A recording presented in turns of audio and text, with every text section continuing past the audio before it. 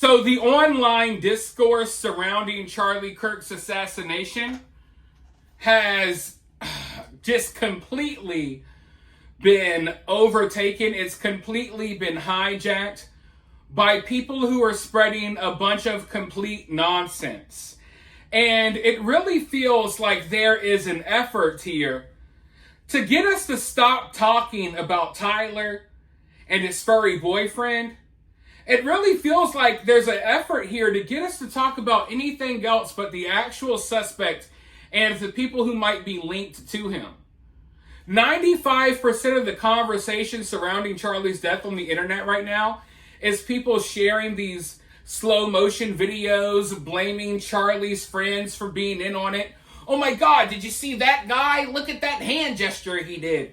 That's what half of the discourse is now.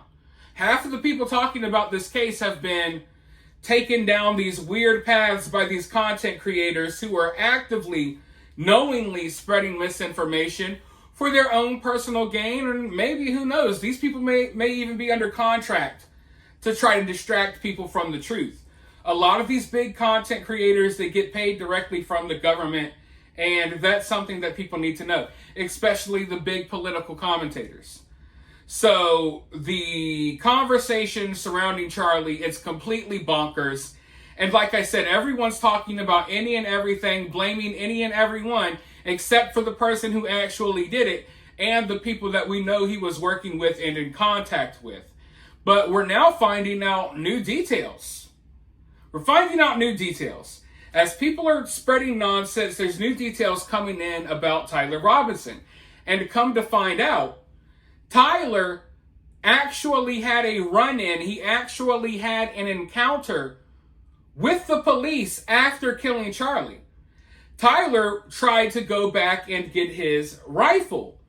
And in the process, I guess ran into the police. We don't know all of the specifics yet, but I do have some information about this run-in that I'm about to dive in right now. Before I dive into that info though, if you guys like the channel, if you support the channel, make sure you hit that thumbs up. Make sure you subscribe.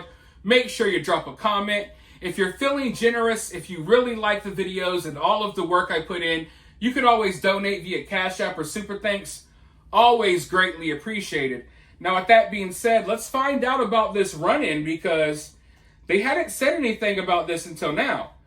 Charlie Kirk's accused assassin encountered by police during return to crime scene, law enforcement sources say. Tyler Robinson, the 22-year-old accused of assassinating Charlie Kirk at Utah Valley University earlier this month, made contact with a police officer near where investigators recovered the alleged weapon wrapped in a towel in the woods at the edge of campus, according to two law enforcement sources. Bo Mason, commissioner of the Utah Department of Public Safety, confirmed that Robinson circled back to the campus to retrieve the rifle. We have been able to confirm very recently that he did return to that campus, and he did make contact with an officer, Mason said. The contents of that interaction we are not prepared to reveal right now. That's part of the investigation and part of gathering more information. Mason said the interaction happened on September 10th, much later in the evening, after a sniper's bullet struck Kirk in the neck as he was engaging the audience during a speaking event. The officer was guarding the perimeter after authorities placed the campus on lockdown, and the encounter appears to have thwarted the suspect's attempt to recover the rifle prosecutors say that he used to kill Kirk. Mason added that the investigators have been able to track Robinson's movements to local businesses and other places in and around the area. We know he visited a restaurant eatery or he made a purchase for food, just kind of a normal interaction, Mason said. If there's one thing that I've learned covering true crime cases, it's that the suspect always returns to the scene of the crime. Almost every single time. Now, in this case, it's a little different because Tyler was returning to retrieve the rifle. I don't know why he thought in his mind that he would be able to get anywhere near over there, but apparently he tried. And he got very close to retrieving it, but unfortunately for him, fortunately for us, there was a police officer right there, basically in the area. Now, we know that after Tyler killed Charlie, everyone was thinking that, maybe he hopped on a private jet, maybe he went here, maybe he went there. There were all of these theories, but turns out Tyler just went to Dairy Queen and ate chicken fingers and an ice cream. So as this massive manhunt was going down, law enforcement is looking everywhere. Tyler was about 15 minutes down the road eating ice cream. And now we found out that he returned to the scene to retrieve his rifle and had an encounter with law enforcement. Now, them saying that he had a run-in or an encounter with law enforcement, that's much more than, Tyler just saw the police there and turned around and walked away. No, he had to have some sort of interaction with them. Which it's got to be crazy, right? I don't want to put myself in Tyler's shoes here, but think about it. Tyler, after doing what he did, he's going back to get a rifle, and he actually has an encounter with the cops. I wonder what that encounter was like. What kind of headspace was Tyler in the moments or the hours after killing Charlie? What was going through Tyler's mind? Did he look like a psycho individual? Did he look normal? Did he play it off good? Will we get some body cam footage of this interaction? How long was this interaction? Was it just, hey, you can't be over here, you got to go over there? Or was there more of a lengthy discussion? I don't know. It's so crazy that they're looking for this guy, but he's right down the street eating ice cream, and it turns out that he's actually at the scene trying to retrieve the rifle. While they're looking for him, he's right there talking to the cops. It's crazy.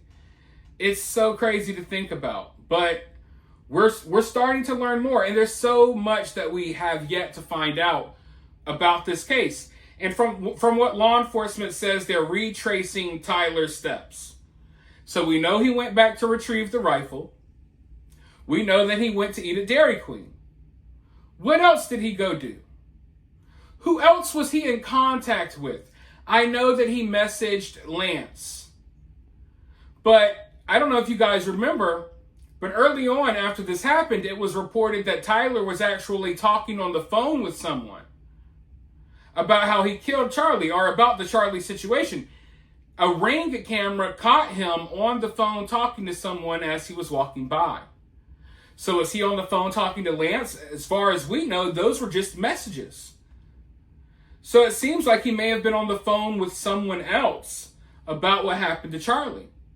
Now, who could that someone else be? We know that there's a network of people that Tyler was working with, that Tyler was in communication with, and people within this network knew that something was going to happen to Charlie.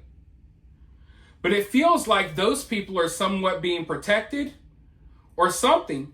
And I think that's one of the reasons why we keep seeing these crazy theories floated out there. I think they want us to go with these crazy theories instead of focusing what's in front of our face, which is that Tyler had a trans boyfriend whose own family said he was evil, crazy, and radical, and that Tyler had all of these other trans friends that were all hinting that Charlie was going to be killed. I don't think they want us talking about that for multiple reasons. One of those reasons being that half of the people in these groups are probably the feds. The other reason being that a lot of these people in the government, they take money from Big Pharma. Big Pharma makes big money on the trans stuff. So I don't care even if you think, oh, well, this guy's a conservative, he's a Republican. Money matters more than political affiliation. A lot of the people who you think are on your side, well, they're conservatives, they're Republicans, they're against the trans. No, they're not. They're all for that Big Pharma money. And in a heartbeat, they will sell you out. They'll ignore that there's a whole trans group out here trying to kill Charlie. They'll ignore that as long as that money keeps flowing in. There's a reason why they're steering away from that part of the conversation, and they're trying to steer you into all of this other crazy stuff. But it's interesting finding out about this interaction. I think it's crazy that we're just finding out about it now. Shouldn't this have been something that we found out about in the opening days? And that's why I'm so concerned about this case, because there's so many details that we need to figure out, but it really feels like they're trying to distract us from Tyler and whoever Tyler was working with, and they want us focused on all of this other stuff.